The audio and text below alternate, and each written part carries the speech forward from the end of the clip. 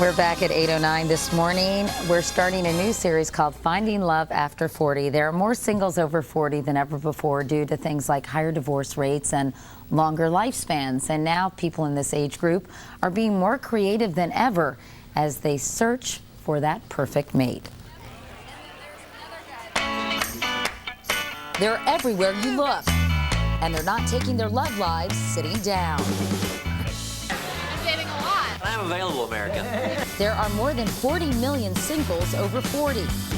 Here's how many of them are throwing destiny aside and taking action. They're getting connected. 2/3 of people out there think that internet dating is just one more way to meet people. Online dating is the forum of choice for many singles, with countless sites geared at specific groups. Remember when we took Joan Rivers on some internet dates? Well, she's going out with this one again. They're getting informed. Been off the market for a while? A dating coach can help. What we're going to do today is we're going to practice flirting. Deanne Frazier teaches Dallas singles the art of making a connection. I'm Patrick. Oh, very good to meet you. What are you reading? Then she takes her class out and puts their new skills to the test. It works. Ready? And Who can't use a little help on the dance floor? Toning up your two-step is a safe way to have fun and meet other singles. I took that beginner's lesson today. I learned my first step, and man, I'm going for it now. Then again, love could be as close as your grocery store. 13% of people 40 plus chat in supermarkets to meet people. Well, thank you. You're welcome. Those in the know say 6 p.m. is the time when most singles shop for their groceries, though that source is unscientific. Some are getting specific by joining a club based on their interests. Bike and Brunch is a Washington, D.C. group for single, Jewish, bicycle enthusiasts. You have interests in common, so it makes it a lot easier. Their club has seen dozens of couples meet and get married, though some believe it's because bicycle attire holds no secrets. You're not hiding much when you're out there in spandex. You're kind of out there. Enough said. 12% look to a hobby to get in the game. There are even singles clubs geared at sailing and spelunking. That's cave exploring, by the way. It also can't hurt to get around. Not get around, but get away.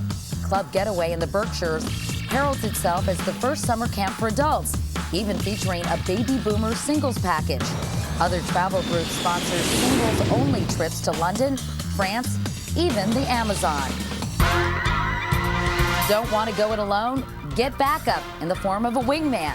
This is Tiana. I'm very shy. Rather than approach people alone, she's secretly using a wingman. You see the guy, 2 o'clock. The idea, you see someone you like and use the guy you've hired to help break the ice. Andy, nice to meet you. This is Tiana.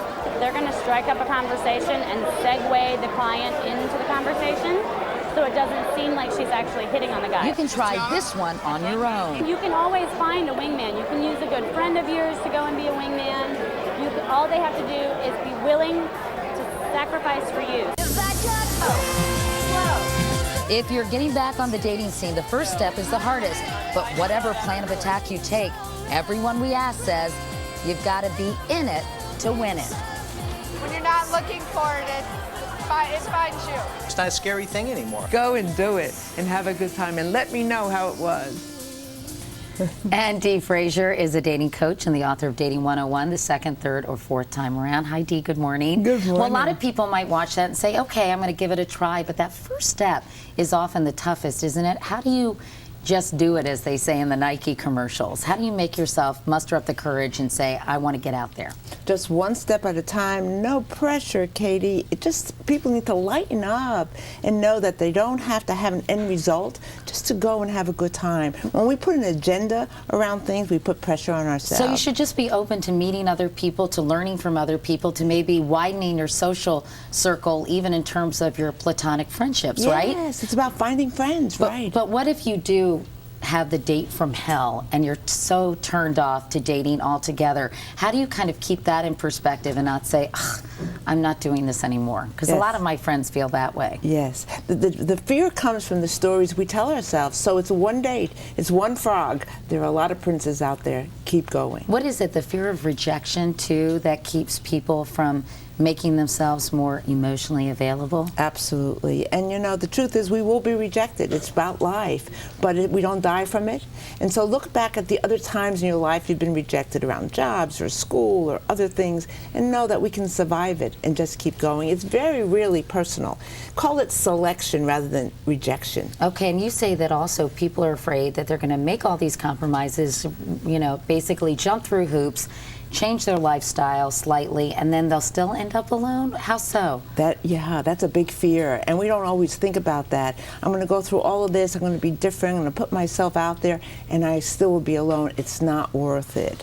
It's a Why do they think they'll still be alone? Well, you know, they look around, they talk to their friends, they have their own stories. Because so many relationships fail? Because many relationships fail. Sorry, 50% of relationships fail. Okay, so you have some tips. One is reach out.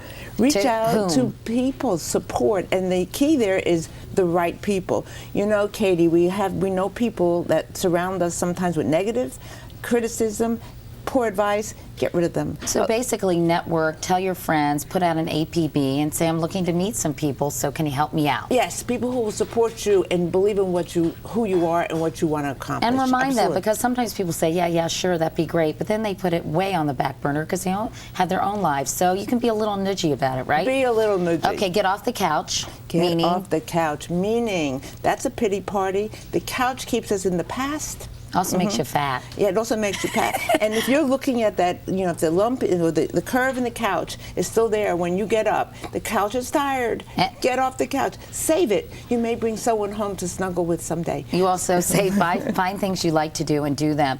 You know someone who met someone bird watching, right? I did. That's such a great story. It is a great story. You can meet people anywhere in the library. If going to a bar is not for you, don't do that. Find out what is in your heart, what you love to do, and then go there and do it. And I think the best piece of advice is become the person you want to meet. Absolutely. I think that's such a nice thing to say, because obviously good people attract other good people. Absolutely. So. If you want a friend, be a friend. If you want compassion, be compassionate. And put your best self forward. Absolutely. Okay. Lighten up. It's just a date. It's not the rest of your life. Okay, Dee Frazier. Thanks, Dee. And tomorrow we're going to tell you how to make a good impression, excuse me, on your date so you can get another one if the two of you hit it off.